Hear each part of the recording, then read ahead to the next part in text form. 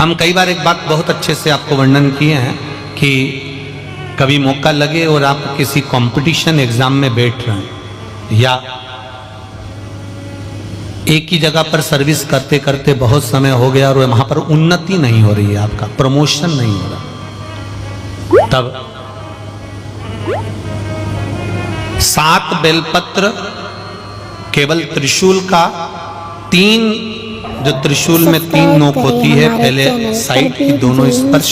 फिर बीच का स्पर्श कर कर अपने हृदय की कामना कर कर अशोक सुंदरी वाली जगह पर मात्र चढ़ा देने पर भी व्यक्ति जिस जगह पर नौकरी कर रहा होता है उससे उसका प्रमोशन का चांस बढ़ जाता है और उसकी उन्नति की ओर अग्रसर हो जाता है। त्रिशूल भगवान देवाधिदेव आनंद करने वाले महादेव के जो हाथ में आया है वो त्रिशूल कोई साधारण नहीं, स्वयं सूर्य नारायण की कला को काटकर बनाया, भास्कर देव की कला को काटकर। जिसको भगवान शिव अपने पास में रखे हैं यह साधारण नहीं है। शिव मंदिर में जब आप कभी जाएं शंकर भगवान की, कभी ऐसा मौका लगे कि आपको लगे कि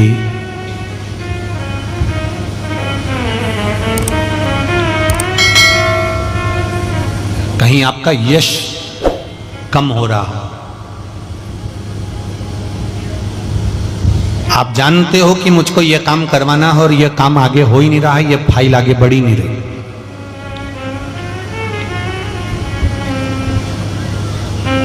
आपको लगे ये फाइल आगे नहीं बढ़ रही, शिव जी पे जो जल चढ़ाओ, उस चढ़े हुए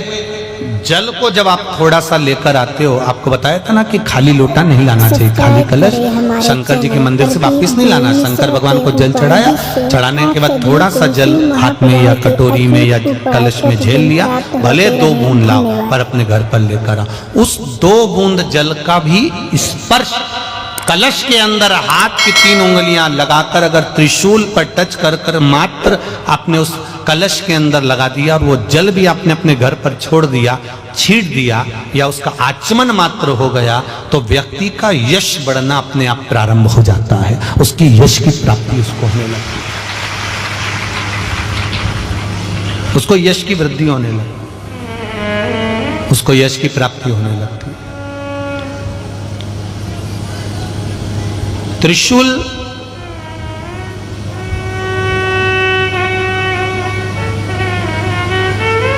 का दान, त्रिशूल का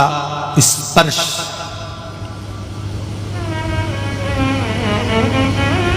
एक बहुत अच्छी बात कहना चाहेंगे, आपके स्मरण में रहना चाहिए, बहुत सुंदर स्मरण। कभी अगर मौका लगे, कभी अगर मौका लगे, और शंकर भगवान का बहुत सुंदर श्रृंगार हो गया, बहुत सुंदर श्रृंगार हो गया, और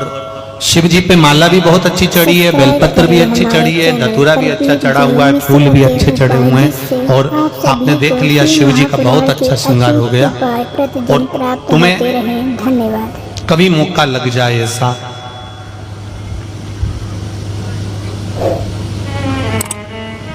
और तुम्हारे पास में एक अच्छी सुंदर सी माला हो पुष्प की, तो आप पुजारी जी को या पंडित जी को कह दो, या पंडित जी मान नहीं हो, शिव जी का अच्छा श्रृंगार हो गया हो, तो वो माला केवल त्रिशूल की, जो त्रिशूल है उस त्रिशूल पर ही उस माला को अगर आपने केवल टांगी दिया तो भी आप उन्नति की सीढ़ी पर आगे बढ़ना प्रारंभ कर देते। पर किस समय पर? जब भगवान का पूर्ण श्रृंगार हुआ,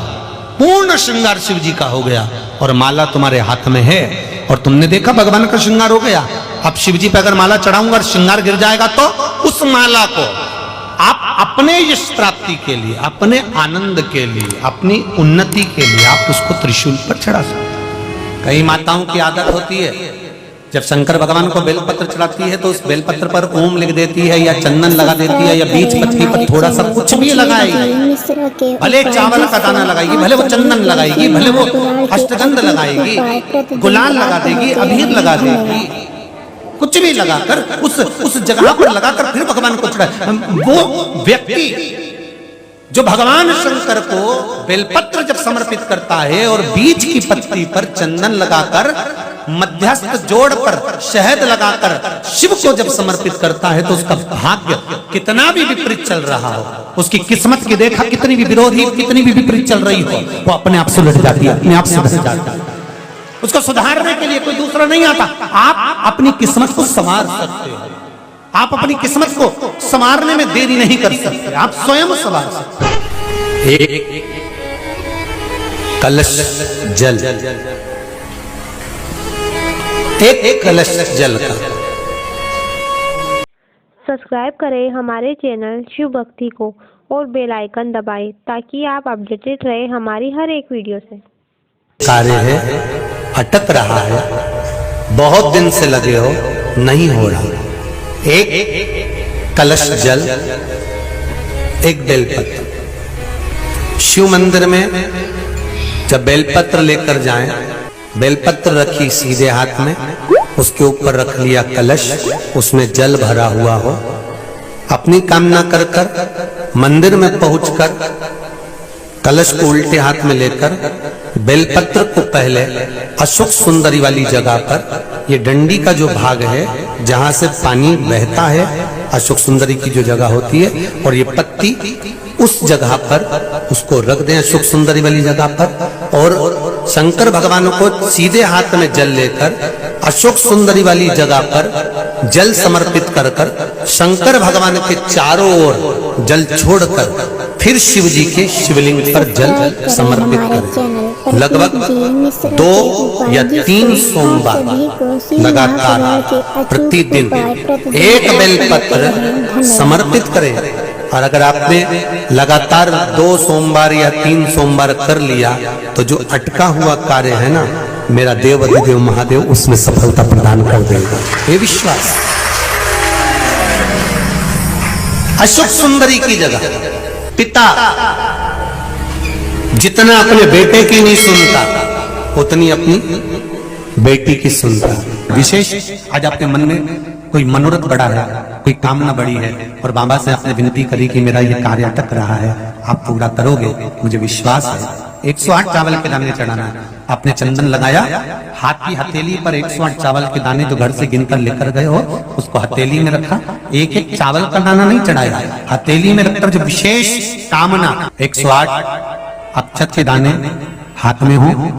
और आपकी कामना कर कर जिस कार्य के लिए आपने बाबा को आज स्पर्श किया है, हाथ में लेकर जहां आपने चंदन लगाया है उसी जगह पर हथेली से बाबा को चंदन वाले स्थान पर उस 108 चावल के दाने को रख देना चाहिए, छोड़ देना चाहिए या लगा देना चाहिए।